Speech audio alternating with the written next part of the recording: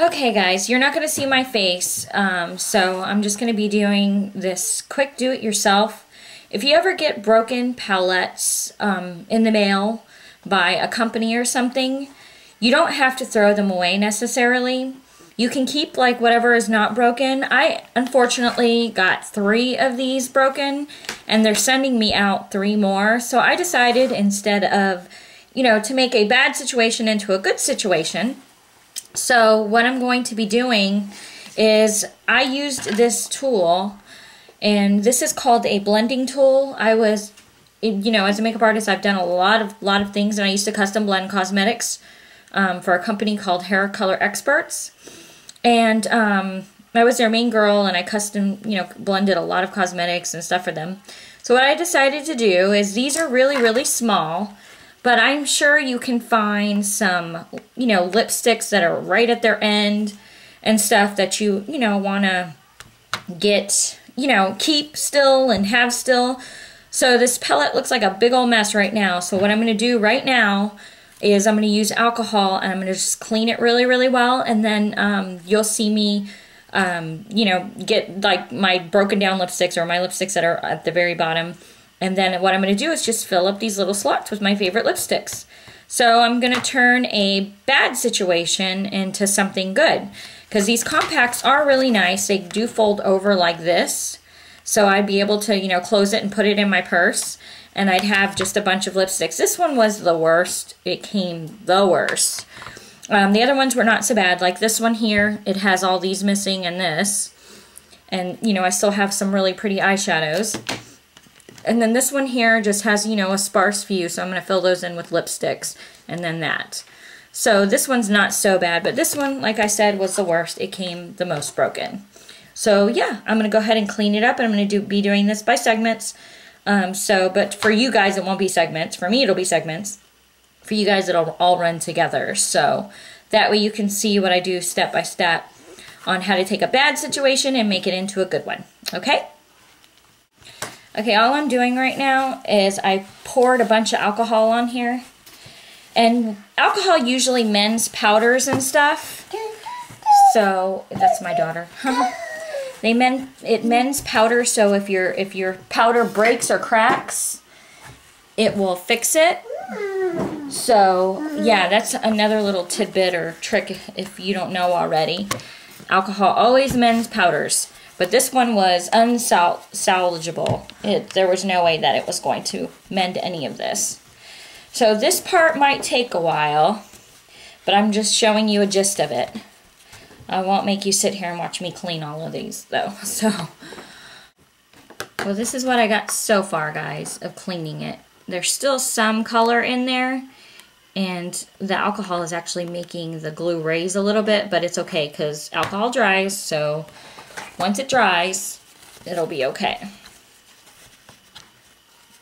But that's what I'm pretty much doing. I'm just cleaning the holes with toilet paper and using a Q-tip.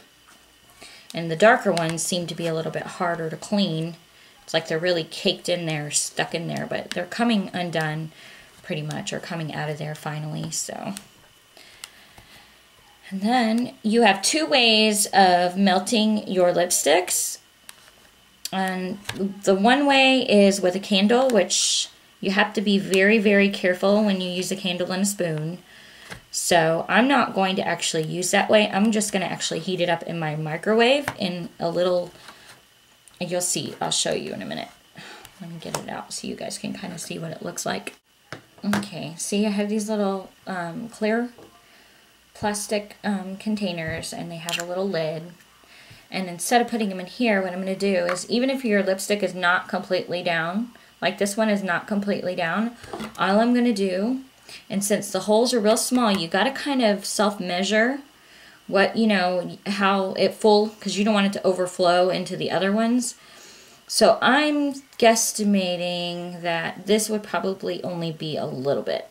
Because remember, when it melts, it's going to be a lot smaller. So see, you take this and then you go heat it in the microwave until it fully melts, and if you have a light in your microwave, then you can see it.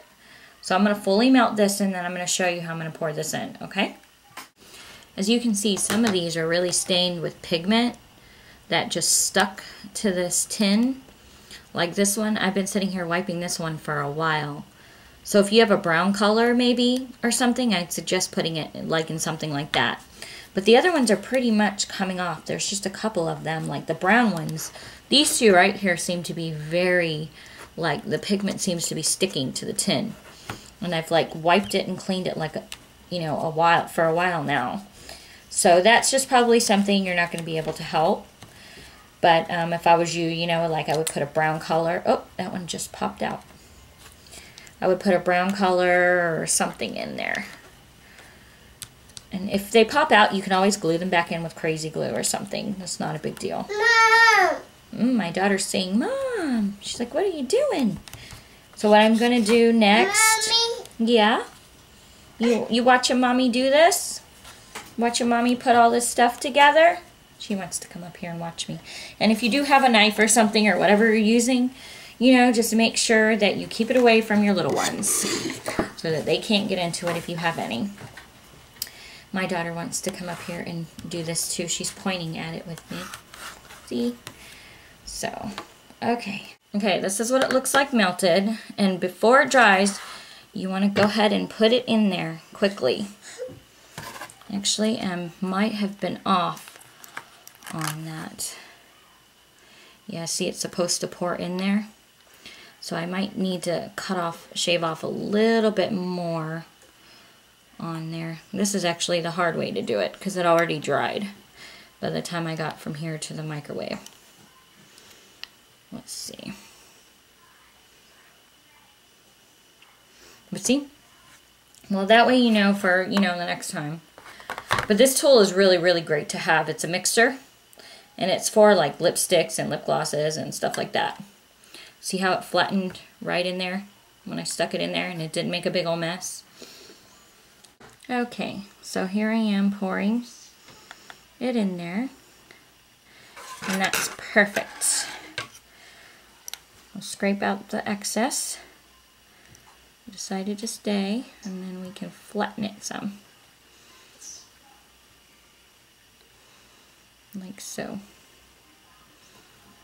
It's okay if any gets on the end, because it can be flattened like I said in there.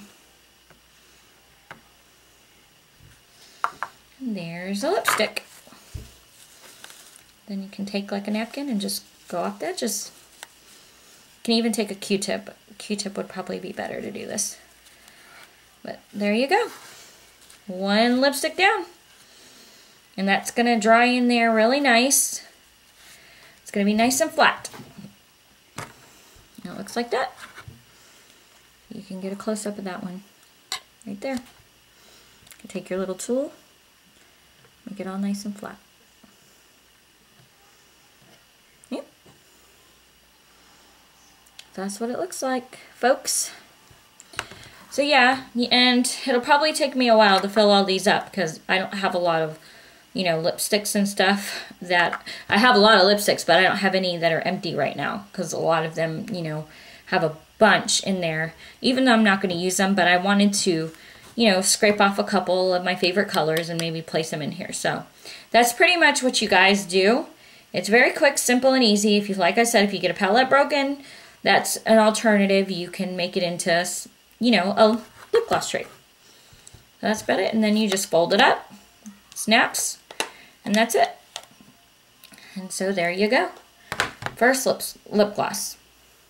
Okay guys, I hope you like this do-it-yourself, if, from a bad problem to making it into something good.